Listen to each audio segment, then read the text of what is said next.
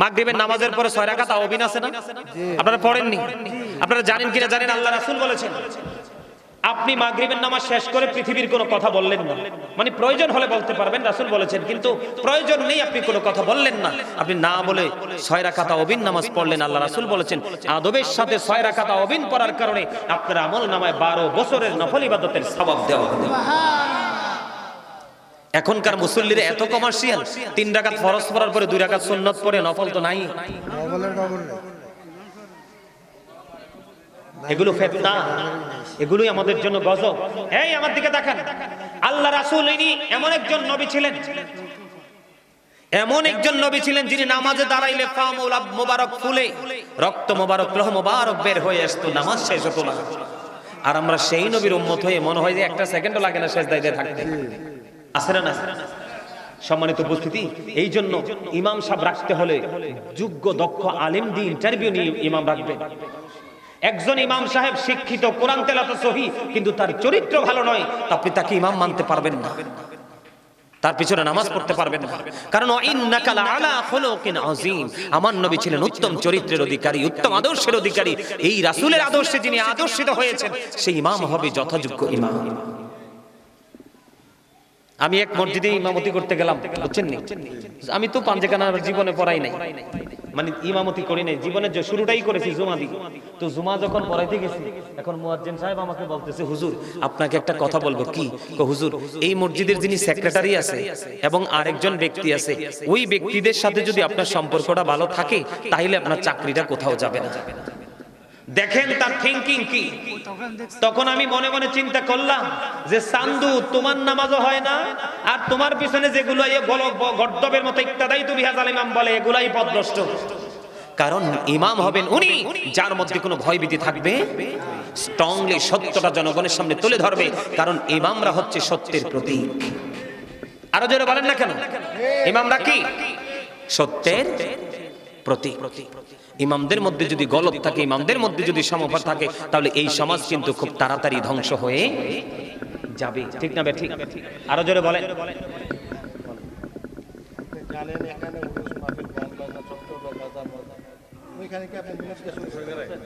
এই যে আপনার নাম কি? জহিরুল হক ডালি মেম্বার। উনি একটা চমৎকার প্রশ্ন করেছে। এই প্রশ্নের কিন্তু আংশিক উত্তর কিন্তু আমি আগেই দিয়েছি, আমার কথার মধ্যে আপনারা খেয়াল করছেন কিনা জানি না। উনি বলেছেন আপনি জানেন এখানে উরুস হচ্ছে। উরুস শব্দের অর্থ হলো ভাসর। ভাসর মানে হলো আলিঙ্গন, মিলন। একটা হলো মানুষের জীবনে দৈহিক মিলন, আর একটা হলো আত্মার মিলন। কি? উরুস যেখানে হয় আল্লাহর ওলিকে স্মরণ করে। কাকে? উরুস শব্দটা ওই জায়গার সম্পর্কে ইউজ করা হয় যেটা আল্লাহর ওলিদের মাজার। ঠিক কিনা বলে? তো এখানে যে আশিক এবং মাশিকের মিলন মেলা হয়। কি হয়? আরে কানে কানে কি রে কইতেছে? হ্যাঁ, উনি যে প্রশ্নটা করেছেন অত্যন্ত যোগ উপযোগী এবং গুরুত্বপূর্ণ। আমি আপনাদেরকে বলি, এখানে উরুস হচ্ছে পবিত্র কাজ। একজন আলেম যদি, একজন হক্কানি আলেম জানে যে এখানে উরুসের নামে গান বাদ্যযন্ত্র হবে, সেখানে মোটেও ওয়াজ নসিহত এলাও নয়, গ্রহণযোগ্য নয়। বলে কেমনে? আমি আপনাদেরকে বলি, হাদিস শরীফ দ্বারা প্রমাণ করব। আল্লাহ রাসূল বলেছেন আপনার কথার কিন্তু দোষ নাই, দোষ হলো মিউজিকের। দোষ কার? ডোল, তবলা, বেহেলা, তানপুরা আছে না? মিউজিক অ্যাড করা হয় না? এটাই হলো আমরা ইমানদার হিসাবে আমাদের জন্য হারাম।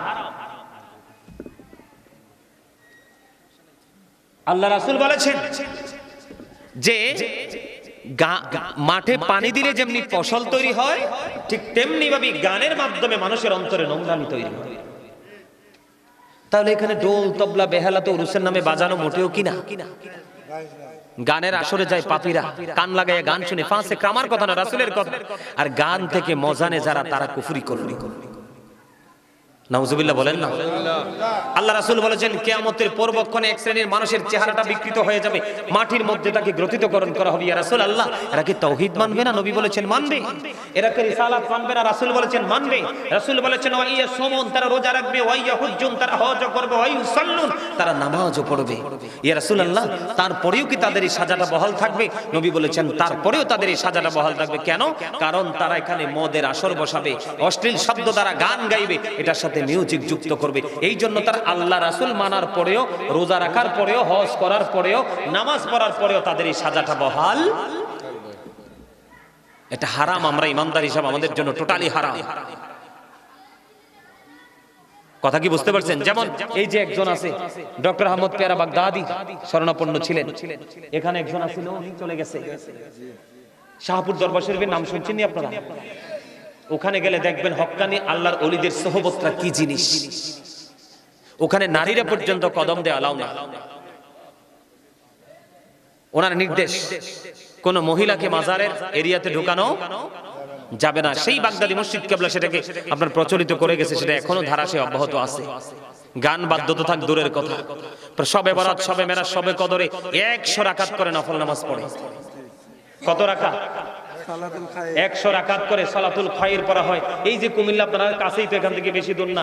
আপনার ইয়া কি জানি বলে, দারোগাবাড়ি, গাজীপুরিতে গেলে দেখবেন সালাতুল খায়র পরে কত রাকাত। আইনুদ্দিন স্যার কদমে যান, কালিয়াজুরিতে দেখবেন।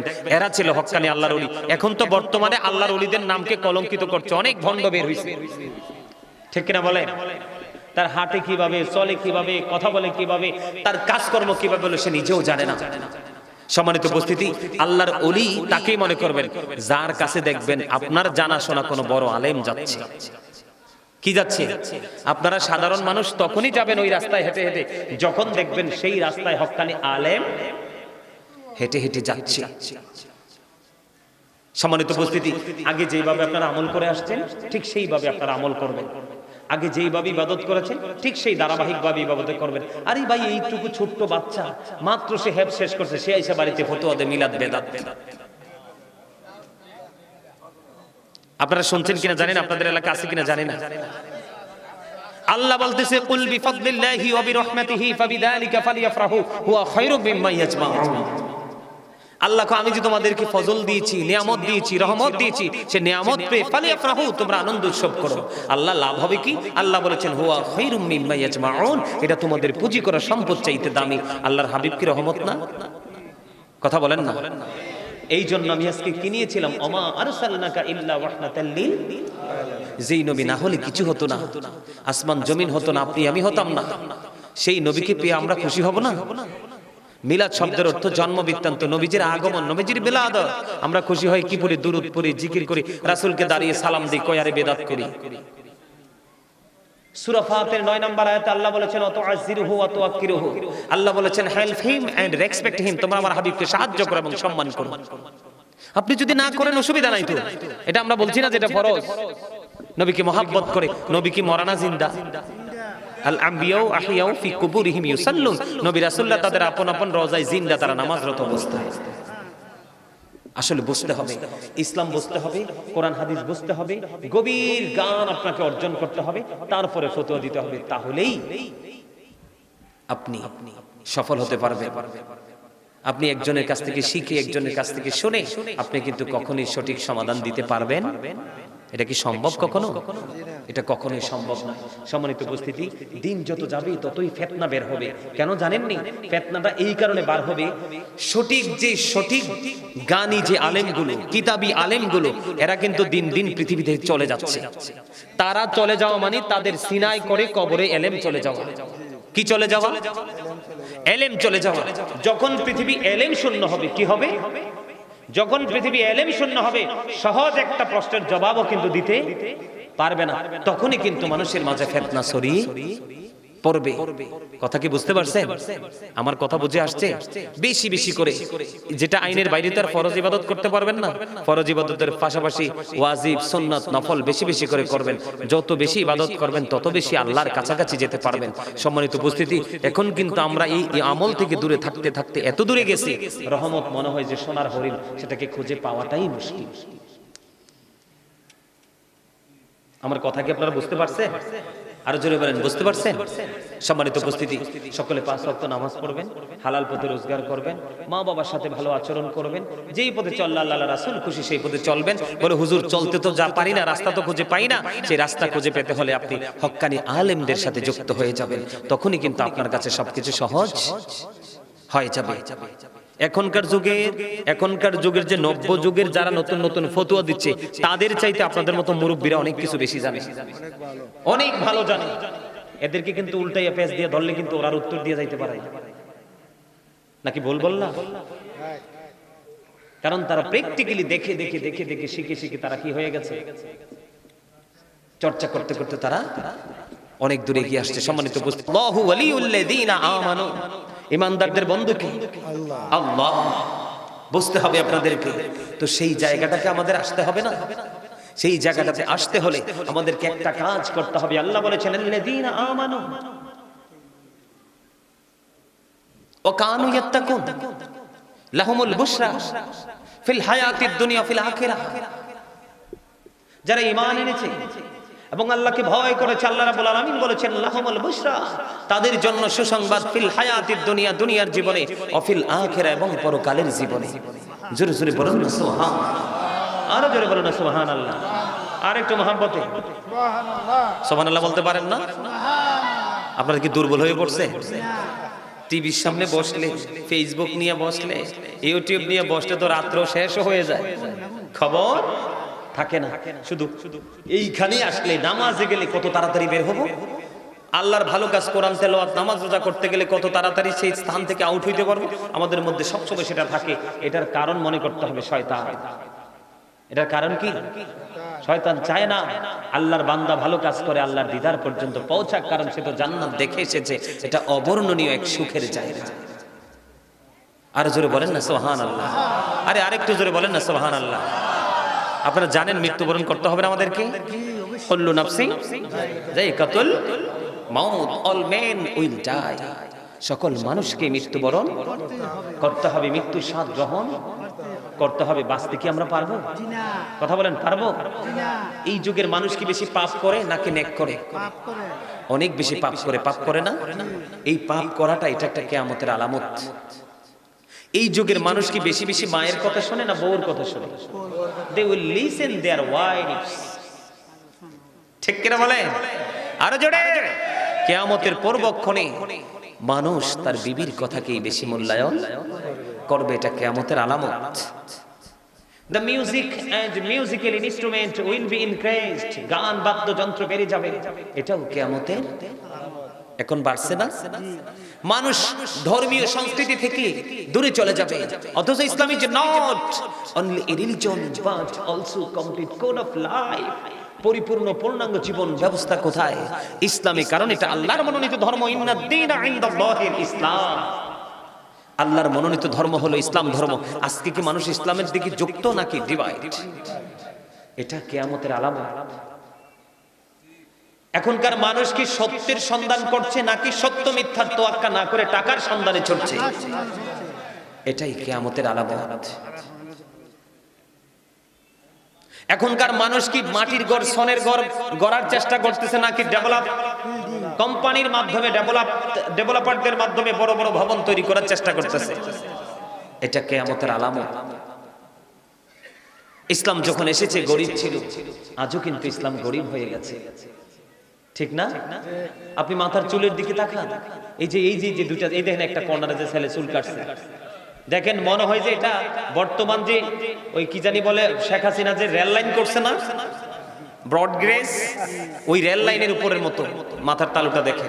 আর তার দুই পাশটা হলো পদ্মা সেতুর উপরে ভাঙ্গা পর্যন্ত যে রোডটা করেছে না, একবারে পিস ডালা বিএপি সিঙ্গাপুরের মতো। ওখানে রাতের বেলা ঢুকলে মনে হয় না এটা যে বাংলাদেশ। তার দুই সাইডটা কিন্তু কিসের মতো? পিস ডালা রাস্তার মতো। এটা কিন্তু ইহুদি স্টাইল। এখান থেকে কিন্তু ইসলামটা দূরে চলে গেছে। ম্যাক্সিমাম যুবক বর্তমানে আপনারা দেখবেন, ম্যাক্সিমাম যুবক জিন্স প্যান্ট পরতে বেশি পছন্দ করে। আল্লাহ বলেছেন লিবাসুত তাকওয়া যালিকা খায়র, মুসলমানদের ইমানদারদের জন্য সবচেয়ে উত্তম পোশাক হলো যেটা উপর দিয়ে থাকবে নাভির উপরে, নিচে দিয়ে থাকবে টাকনুর উপরে। এই যে পিচ্ছি দুইটা কিন্তু আমার কাছাকাছি এসে বসছে, কিন্তু ওদেরকে যদি এখন আমি দাঁড় করাই না, দেখবেন ওদের প্যান্টটা নাভিটার নিচে, কারণ তাকে জন্মই হয়েছে ছোট্ট হয়ে। কি হয়? ইসলামের কন্ডিশন কোনটা? উপর দিয়ে থাকবে নাভি বরাবর, নিচে থাকবে টাকনুর উপরে। কিন্তু এটা উপর দিয়েও নাভির নিচে, নিচে দিয়েও টাকনুর নিচে। এখানে কি ইসলাম আছে? মা বোনদের পোশাক পরার কথা মোটা, যেটা পরার পরে তার বডি দেখা যাবে না। এখন কিন্তু সমস্ত অঙ্গে পোশাক জড়িয়ে রেখেছে, কিন্তু তারপরেও তার বডি দেখা যায়। এখানে কি ইসলাম আছে? কথা বলেন আছে? আপনারা দেখবেন বর্তমান, আমি প্রায় সময় বলে থাকি, আপনারা অনলাইনে যাবার আলোচনা শুনেন, তারা হয়তো এটা মুখস্থ করে ফেলেছেন। এখানে আছেন কিনা জানি না, অনলাইনে আলোচনা শোনার মতো পার্সন এখানে আছেন কিনা আমি জানি না। আমি প্রায় সময় বলি, মুরব্বীদের অন্তর হলো আল্লাহ রাসূলের প্রেম ভালোবাসায় ভরা। বর্তমান যুবক যুবতীদের অন্তর হিংসা, নোংরামি আর আত্মগরিমায় ভরা। আপনি দেখবেন মুরব্বীরা, আমরা ছোট মানুষ, মুরব্বীরা আমাদেরকে দেখলে সালাম দিয়ে দেয়, কিন্তু আমরা এতটাই নির্লজ্জ বেহায়া, কিন্তু আমরা তাদেরকে দেখলে সালাম দিতে হবে এটা আমরা মনেই নাই। এখানে কি ইসলাম আছে? কথা বলেন আছে? আল্লাহর হাবিবের শিক্ষা। আপনি আপনার বাড়িতে কিন্তু দেখি কোরমা পোলাও আয়োজন করে খাচ্ছেন, পাশে যে একজন দুস্থ মানুষ খেতে পাচ্ছে না, আপনি কিন্তু তার দিকে তাকাচ্ছেন। অথচ রাসূল বলেছেন, তুমি যখন তরকারি রান্না করো জলটা একটু বাড়িয়ে দিও, যেন তোমার পাশের ঘরে মানুষকে তুমি একটু দিতে পারো। সেখানে কি ইসলাম আছে? আমার দিকে তাকান, আপনাদের কি বিরক্ত হচ্ছেন? আরো জোরে বলেন, কে কি বিরক্ত হচ্ছেন? হাত তোলেন তো। এই যে আমার চাচা যে হাতটা তুলছে, আপনারা সবাই হাসি দিচ্ছেন না? এইটাই কিন্তু আপনাদের আমার কথার দিকে যে আপনাদের 100% মনোযোগ, সেটার প্রমাণ হলো উনি হাত তুলতে দেরি, আপনারা হাসতে দেরি করেননি। তার মানে ওনার হাত তোলাটা যে রং, এটা আপনারা বুঝতে পেরেছেন। এটাই হলো অ্যাটেনটিভলি আলোচনা শোনা, মনোযোগ সহকারে শোনা।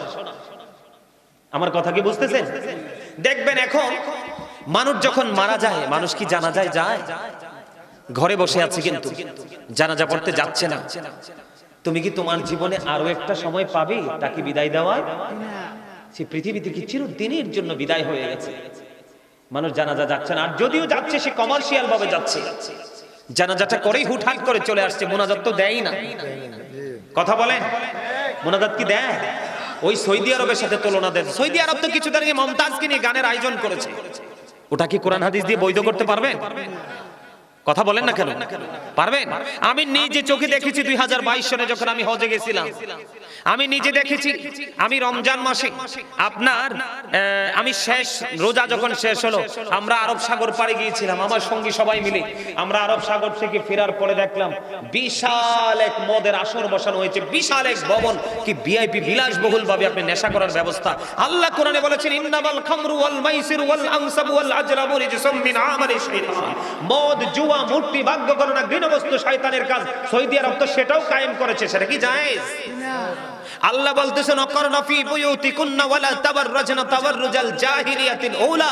আল্লাহ বলেছেন, নারীদের কি ঘরে থাকতে প্রাক ইসলামী যুগের নারীদের মতো তোমাদের রূপ অন্য বেগানা পুরুষদেরকে দেখায়ও না। ওরা তো মনে নেয় নারীদেরকে স্বাধীন করে দিয়েছে। এটা কি জায়েজ?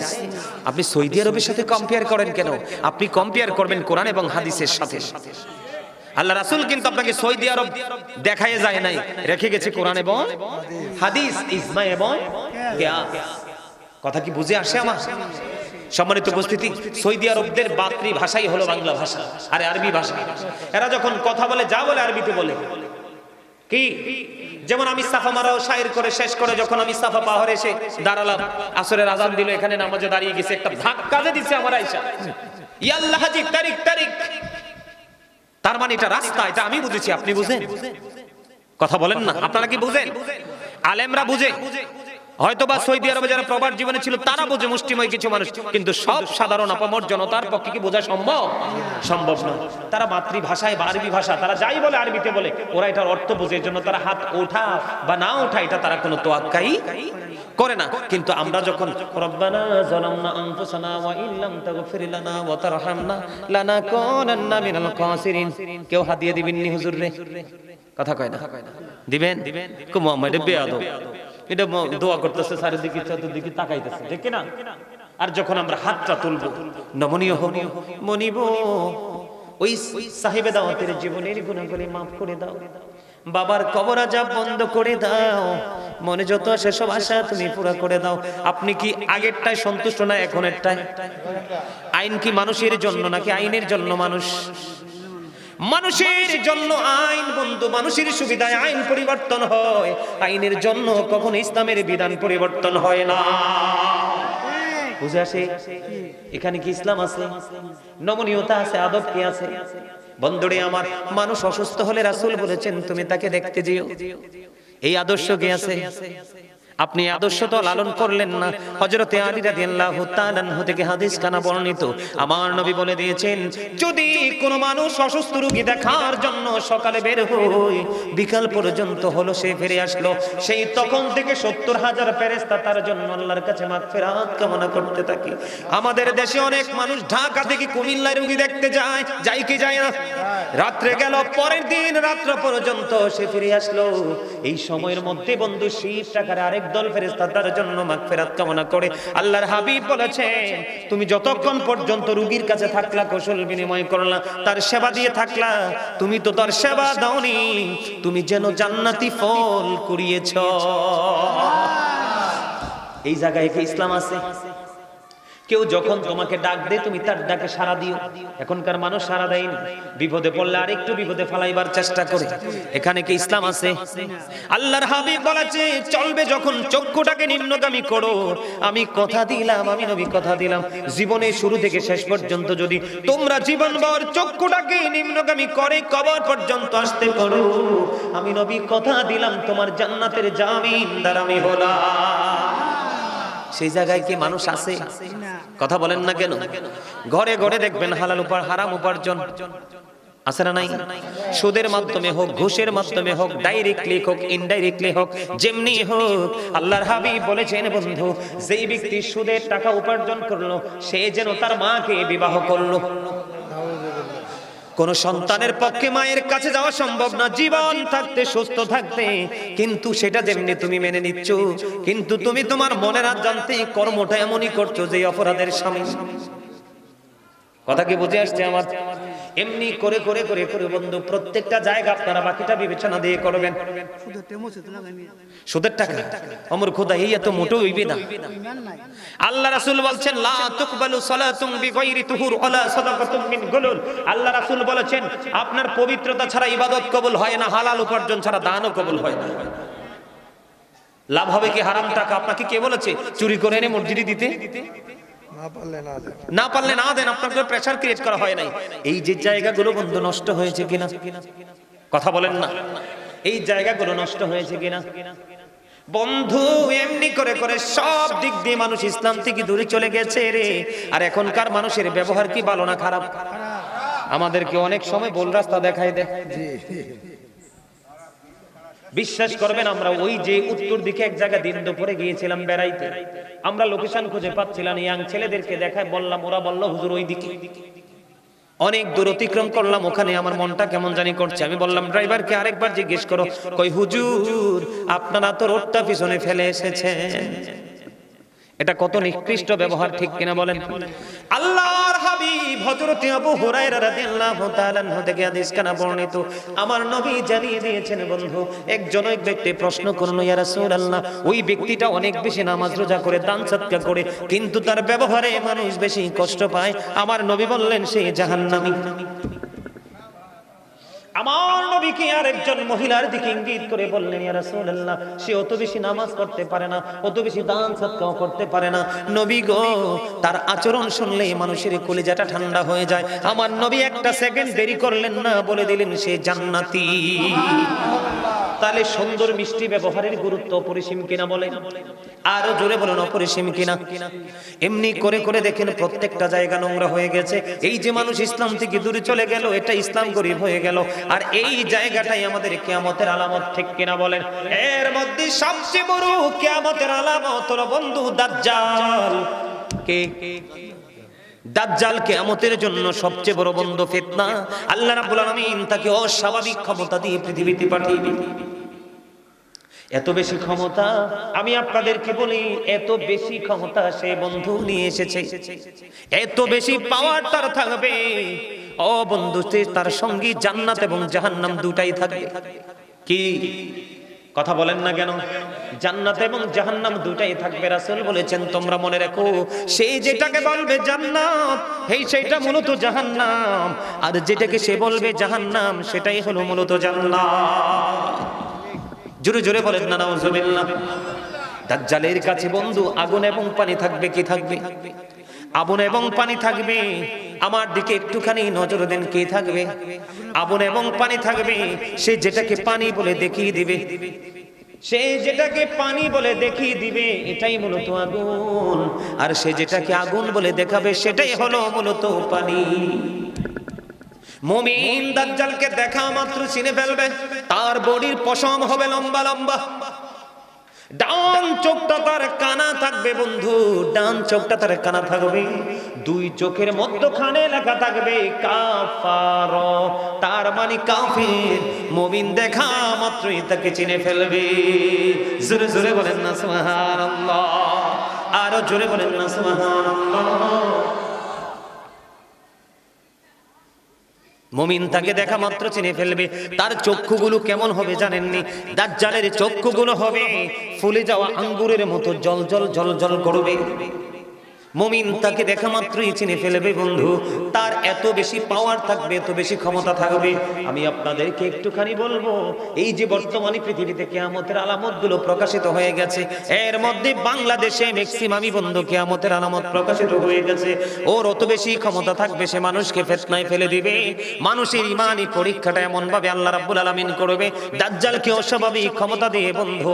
একজন যুবক বলবে, আমি শিওর বলছি আমার নবী যে সিমটম যে শিক্ষা দিয়েছেন সেই শিক্ষা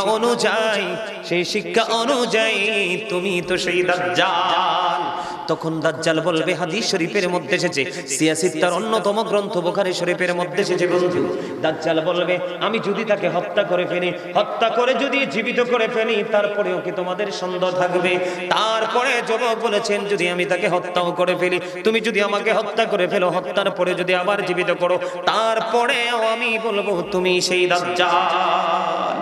বন্ধুরে আমার, ওই যুবককে দাজ্জাল হত্যা করে ফেলবে। কি করবে? যুবককে দাজ্জাল হত্যা করে ফেলবে, আবার তাকে পুনরায় জীবিত করবে। জীবিত করার পরে আবার তাকে প্রশ্ন করবে যে তুমি কি এখনো বলবে আমার প্রতি সন্দেহ আছে? সে বলবে, আমি দৃঢ় প্রত্যয়ের সাথে বলছি তুমি সেই দাজ্জাল। সে বলবে, আমি তোমাকে হত্যা করে ফেলবো। কিন্তু ওই যুবককে হায় দাজ্জাল আর হত্যা করতে পারবে না। ইমানদারের ইমানটা এতটা স্ট্রং থাকবে, তাকে জীবিত, তাকে হত্যা করে ফেলবে, ছিঁড়ে ফেলবে, তার উপর দিয়ে হাঁটবে, আবার জোড়া লাগাবে, তাকে জিন্দা করবে। তারপরে জিন্দা হওয়ার পরেও সেই যুবক বলবে, আমি দৃঢ় প্রত্যয়ের সাথে বলছি তুমি সেই দাজ্জাল। ঈমান এতটা স্ট্রং, এতটা মজবুত হবে। সে আলামত কিন্তু কি কি কি লেখছে এখানে? এটা কি তারে লেখছে?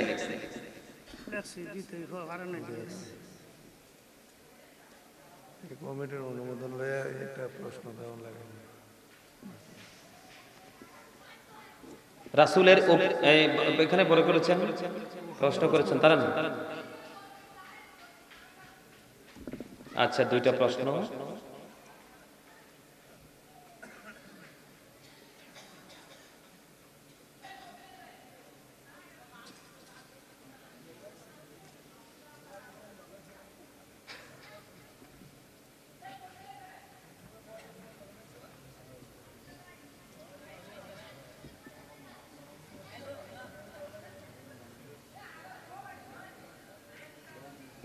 ওরা যে প্রশ্নগুলো করছে একবারে কমন প্রশ্ন। এখানে কি ওরা জানার জন্য করছে নাকি বিতর্কিত করার জন্য করছে সেটা আমি জানি না। আমি আপনাদেরকে বলি, এখানে পুরুষ এবং মহিলার নামাজ, তারা সালাম দিয়েছে লিখিতভাবে, আসসালামু আলাইকুম, আপনারা সবাই বলেন ওয়ালাইকুম আসসালাম ওয়া রাহমাতুল্লাহ। প্রশ্ন করেছে যে পুরুষ এবং মহিলার নামাজের মধ্যে পার্থক্য আছে কিনা? অবশ্যই পার্থক্য আছে। কারণ আমি এক্সাম্পল দিচ্ছি, প্রশ্ন শর্টকাট। পুরুষের হচ্ছে হাত বাঁধা, কি পুরুষের কি হাত বাঁধা, আর মহিলারা হচ্ছে হাত রাখা। ঠিক কিনা বলেন? পার্থক্য আছে না নাই? অবশ্যই। নারী আর পুরুষ সৃষ্টিগতভাবে যেমনি আলাদা, তাদের ইবাদতের ক্ষেত্রে পার্থক্যের দিক দিয়ে আলাদা। একটা। দুই নাম্বার হলো যে আজানের আগে হাদিস শরীফের মধ্যে এসেছে আল্লাহ রাসূলের জন্য দুরূদ পড়া, আল্লাহ রাসূলের উপর দুরূদ ও সালাম পড়া, এটার কোনো সময় নাই, টাইম টেবিল নাই। এটা আপনি যখন ইচ্ছা তখনই পড়তে পারেন। আজানের আগেও নাই, আজানের পরেও নাই। আল্লাহ রাসূলকে এক সাহাবী প্রশ্ন করলো, ইয়া রাসূলুল্লাহ, আমি আপনার উপর অনেক বেশি দুরূদ পড়তে পছন্দ করি, ভালোবাসি, আমি কতটুকু সময় পড়ব? রাসূল বলেছেন, তোমার ইচ্ছা, যদি আরো বেশি পড়ো তাহলে তোমার জন্য কল্যাণ।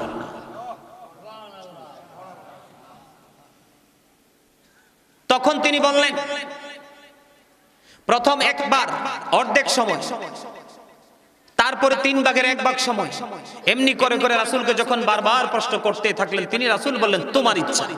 এখানে আপনাদেরকে বুঝাইতে চেয়েছি কিসের ইচ্ছা? তোমার ইচ্ছা। তুমি যত বেশি দুরূদ পড়বে ততই তোমার জন্য কি কল্যাণ হবে। জোরে জোরে কন্যা সুবহানাল্লাহ, আরো জোরে। যে দুরূদ আল্লাহ নিজে পড়ে, এখানে তো আপনি আমি কন্ডিশন দেওয়ার কোনো সুযোগ আছে? এরপরে তারা প্রশ্ন করেছে যে সম্মিলিতভাবে দোয়া করা। ওই যে একটু আগে আমি বললাম দোয়ার কথা, হ্যাঁ একটু আগে যে বললাম আমি দোয়ার কথা। আচ্ছা আপনারা বলেন নামাজের কি সীমিত সময়, না প্রত্যেকটা নামাজের একটা নির্দিষ্ট সময় আছে?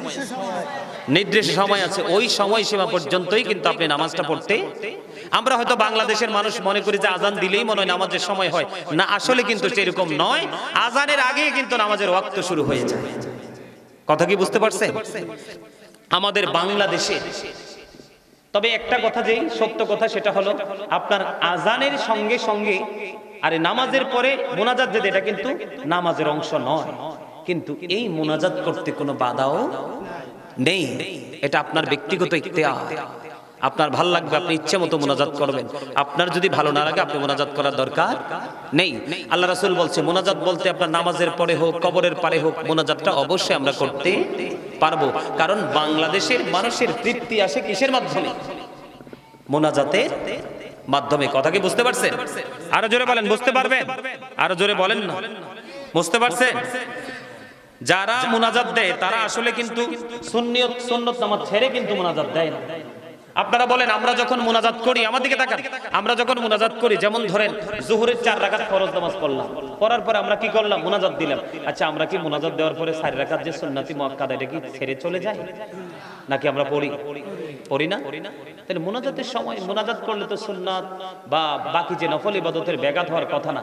এই যে এগুলো যদি জানার জন্য হয়ে থাকে তাহলে ওয়েলকাম, আর যদি না হয়ে থাকে তাহলে এগুলাই কিন্তু ফিতনা। এগুলাই কি? আপনারা কি আমার কথা বুঝতেছেন?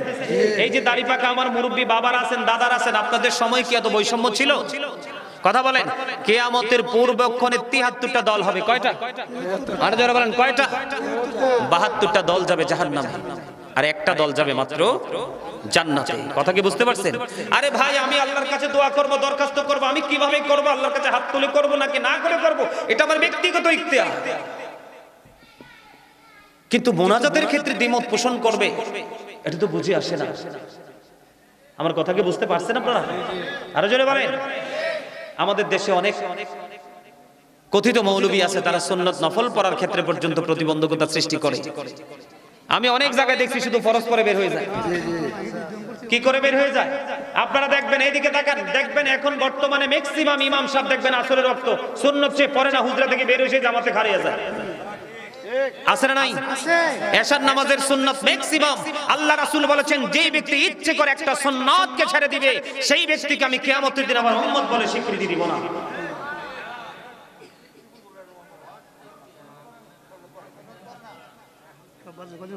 এটি কারা জানেননি? এটি হলো যারা ওই যে যাদের ফিতনা সৃষ্টি করার মন মানসিকতা আছে। আপনারা জানেন বিতরের নামাজ কয়? 1 রাকাত। বিতরের নামাজ কি? তাহলে এই আপনারা মুরব্বীরা, আপনাদের যুগের আলেমরা, উলামায়ে কেরামরা, পূর্বসূরি আইম্মায়ে কেরামরা, তারা কি সবাই ভুল করে গেছে? সাবধান হতে হবে আমাদেরকে।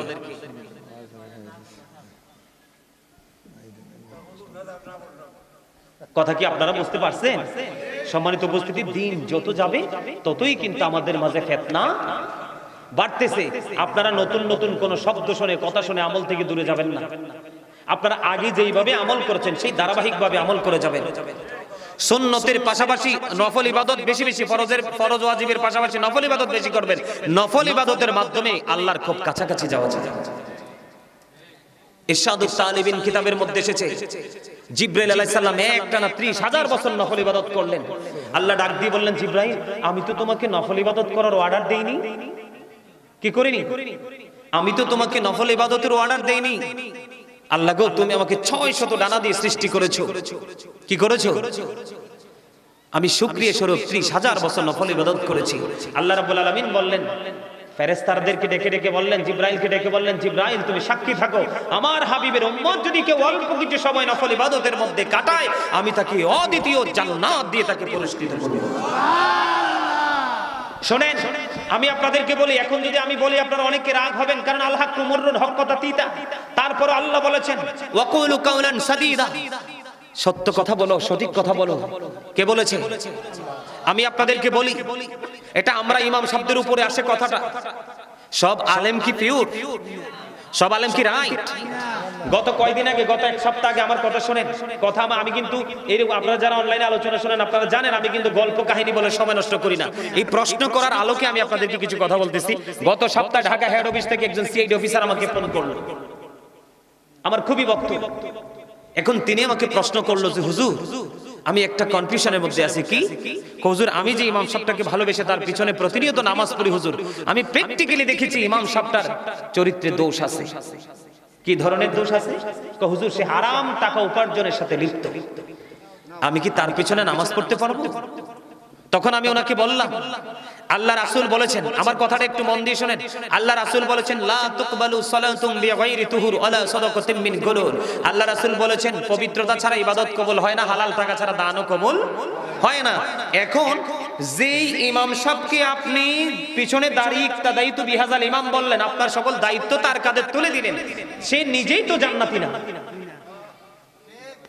তার নিজের আমলে কিন্তু আল্লাহর কাছে গ্রহণযোগ্য নয়, সে আপনার দায়িত্বটা নিবে কিভাবে?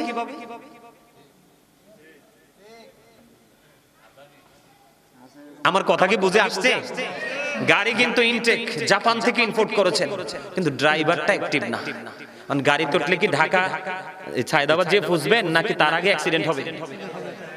আল্লাহ রাসূল বলে দিয়েছেন ইয়াকুম ও ইয়াহুম লা ইউদিল্লুনাকুম ওয়া ইফতিনুনাকুম, তোমরা তাদের থেকে দূরে থাকো, তাদেরকেও তোমাদের থেকে দূরে রাখো, কারণ তাদের সাথে মিশতেই তোমরা পথভ্রষ্ট হবে, ফিতনায় পড়বে। তারা যেন তোমাদেরকে পথভ্রষ্ট করতে না পারে, ফিতনায় ফেলতে না পারে। কথা কি বুঝে আসছে? আমি আপনাদেরকে বলি, এই আমার দিকে তাকান, মুরব্বী দাদা ভাই যারা আছেন, এখনকার যুবকদেরকে আমি কি বুঝাবো আমি জানি না। আপনাদেরকে আমি বলতে চাই, আল্লাহর হাবিব বলেছেন, কোন মুসল্লি যদি, কোন মানুষ যদি এখানে ইমামের কথা উল্লেখ করে নাই, মুয়াজ্জিনের কথা উল্লেখ করে নাই, সাধারণ মুসল্লির কথা বলে নাই, আল্লাহর বান্দা রাসূলের প্রিয় উম্মত কেউ যদি জুমার দিনে সবার আগে মসজিদে যায় এবং সবার পরে বের হয়, আল্লাহর হাবিব বলেছেন সে যখন মসজিদ থেকে বের হবে প্রত্যেকটা কদমের বিনিময় আলাদা আলাদা করে 1 বছরের নফল ইবাদতের সওয়াব দেওয়া হবে। এখন মুসল্লি কিন্তু গোসল করে 11টায় গিয়ে মসজিদে হাজির। কোথায়? মসজিদে গিয়ে হাজির, কিন্তু খতিব সাহেব এমন সময় এসেছেন, তিনি কি করেছেন? মাত্র 2 রাকাত, তিনি 4 রাকাত যে কবলাল জুমা সেটাও পড়ার তিনি সুযোগ পাইলেন না। তিনি আলোচনার শেষে মুসল্লিকে সময় দিলেন, ওনাকেও সময় দিলেন। ইমাম সাহেবকে হেদায়েত প্রাপ্ত, হ্যাঁ ইনকেস 1 দিন 2 দিন হতে পারে। ইমাম সাহেবদের মাথা থেকে পা পর্যন্ত মুসল্লিদের জন্য শিক্ষা। আর এখনকার যে এত ডিজিটাল ইমাম সাহেব, আমি আপনাদেরকে বলি, এটা আমাদের উপর আসে। তো এক মসজিদের সেক্রেটারি সভাপতি ইমাম সাহেবের সাথে অন্যায় করেছে, তিনি সাথে সাথে সেখান থেকে চলে এসেছে, যাচাই বাছাই ছাড়াই কিন্তু আরেকজন যে প্রবেশ করেছে। কোন আলেম যদি সে মসজিদে না যাইতো তাহলে তার উপযুক্ত শিক্ষাটা পাইতো। আমার কথা কি আপনারা বুঝতেছেন? আরো জোরে বলেন। একজন আয়োজন করলো, আমার দিকে তাকান, একজন আয়োজন করলো। আল্লাহ রাসূল বলেছেন যেখানে হারাম কাজ হয় সেখানে হালাল হতে পারে না, যেখানে গানের আসর হয় সেখানে কখনো মিলাদ চলতে পারে না, দোয়া চলতে পারে না। পারে? এখন একজন ইমাম সাহেব বলল আমি নামাজে তোমার এখানে বিয়ে পড়াতে পারবো না, আমি তোমার এখানে দাওয়াত খেতে পারবো না, কিন্তু আরেকজন এসে তার আগে হাজির। দুজনই কিন্তু ইমাম সাহেব, দুজনই কি? আমার কথা কি আপনাদের বুঝতে অসুবিধা হয়? একজন মুসল্লি ইমাম সাহেবের কথা শুনে সবার আগে গেল, সবার আগে বের হলো, আর ইমাম সাহেব কি করলো? মুসল্লিকে রেখে তিনি নামাজ শেষ করে তিনি বের হয়ে গেল।